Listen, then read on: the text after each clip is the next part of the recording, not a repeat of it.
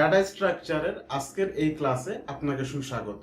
আজকে আমরা শিখব বাবল সর্ট সম্পর্কে, অর্থাৎ ডাটা স্ট্রাকচারের ডেটাগুলির মধ্যে জাস্ট সর্টিং করবে। এইটার একটা প্রসিডিউর হচ্ছে বাবল সর্ট বা bubble sort algorithm. So bubble সর্টের ক্ষেত্রে বেস্ট কেস হচ্ছে ও অফ এন, এটা হচ্ছে কমপ্লেক্সিটি, এন্ড কমপ্লেক্সিটির এভারেজ এন্ড ওয়ার্স্ট কেস হচ্ছে O of N square. Anyway, এই জায়গায় আমাদের একটা ডেটা দেওয়া আছে যেটা আনসর্টেড বা সাজানো না। এই জায়গা থেকে আমরা এইটাকে জাস্ট বাবল সর্টের মাধ্যমে আমরা সাজাবো। দেন এইটাকে আমরা ফার্স্ট থেকে পাস ধরে নিই, যে আমাদের ফার্স্ট পাস অর্থাৎ প্রথম ধাপ। সো প্রথম ধাপে যেই কাজটা করবে সে বাবল সর্ট মানে সে একদম প্রথম থেকে দুইটা করে সে চেক করবে। সো ধরেন আমরা হচ্ছে অ্যাসেন্ডিং আকারে এইটাকে সাজাবো আর কি, সর্ট করবো অর্থাৎ ছোট থেকে বড়। দেন সে প্রথম দুইটাকে জাস্ট চেক করলো আর কি। এই প্রথম দুইটাকে চেক করার পরে যে আসলে এই দুইটা ঠিক আছে কিনা, হ্যাঁ, তাহলে শর্ত এক্সিস্ট করতেছে যে হচ্ছে এই 13 32 থেকে ছোট, তার মানে শর্ত ঠিক আছে।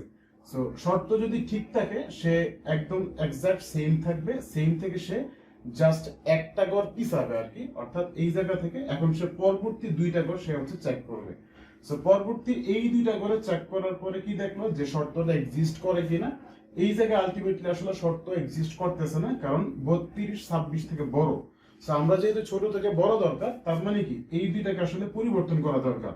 তার মানে সে এই দুইটাকে কম্পেয়ার করবে, দেন কম্পেয়ার করে পরিবর্তন দরকার হইলে সে পরিবর্তন করবে। সো এই জায়গায় আমাদের হইলো 26 এন্ড 32, এই দুইটা জাস্ট সোয়াপ করলো আর কি। দেন বাকিগুলো আমাদের যা যা আছে অ্যাজ ওয়েল এস সেম তাই থাকবে। দেন নেক্সট ধাপে আমাদের যা হবে, এই দুইটার মধ্যে তো গেল, এখন সে আরো এক ধাপ পিছাবে, এই দুইটার মধ্যে সে জাস্ট চেক করবে এখন। সো এই দুইটার মধ্যে চেক করলে কি দেখলো যে এই দুইটার মধ্যে আলটিমেটলি শর্ত এক্সিস্ট করতেছে, অর্থাৎ 32 ছোট এবং 35 বড়, তার মানে এইটা একদম সেম থাকবে। এখন সে নেক্সট ধাপে চলে আসলো, এই দুইটার মধ্যে সে চেক করবে, চেক করে দেখলো কি যে না 35 বড় 10 ছোট, এইটা শর্তকে মানে না, অর্থাৎ সে হচ্ছে এই দুইটা ভ্যালুকে আবার সোয়াপ করে দিল 32। সো এই দুইটার মধ্যে সোয়াপ করলে 10 আসবে আগে, 35 আসবে আগে। সো মোটামুটি একদম শেষ পর্যন্ত সে সবগুলিকে মোটামুটি আমাদের চেক করা শেষ। এখন এইটা তো ছিল আমাদের ফার্স্ট পাস, এখন আমরা সেকেন্ড পাসে চলে আসি, অর্থাৎ দ্বিতীয় ধাপ। সো দ্বিতীয় ধাপের মধ্যে এসে সে আবার প্রথম থেকে শুরু করবে।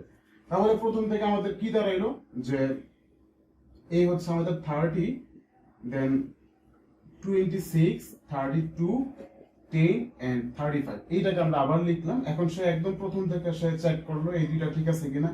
তাহলে এই দুই জায়গার মধ্যে 13 ছোট, অর্থাৎ শর্ত মিলে, তার মানে সে আরেক ঘর এই চেঞ্জ করে দিল, এই দুইটার মধ্যে শর্ত মিলে কিনা।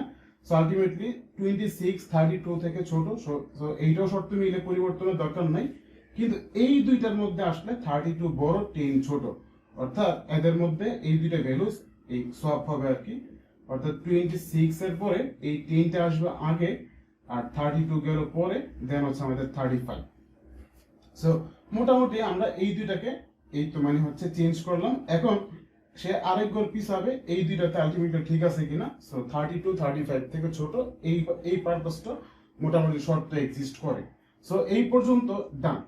তার মানে এখন সে তৃতীয় ধাপে চলে আসলো। সো থার্ড পাস, অর্থাৎ তৃতীয় ধাপে আসলে আমাদের যা হলো, সে আবার প্রথম থেকে সে চেক করা শুরু করে দিল, এই 13 26 10 32 and 35। সো একদম প্রথম থেকে আমরা যদি চেক করি, এই দুইটা যদি চেক করি 13 ছোট 26 বড় শর্ত মানে, এই দুইটাকে আমরা যদি চেক করি, এই জায়গায় আমাদের শর্তটা মানতেছে না। সো আলটিমেটলি এই দুইটাতে আমাদের ভ্যালুটা সোয়াপ করবে, অর্থাৎ 10 আসবে আগে এন্ড 26 যাবে পরে, তারপর 32 35।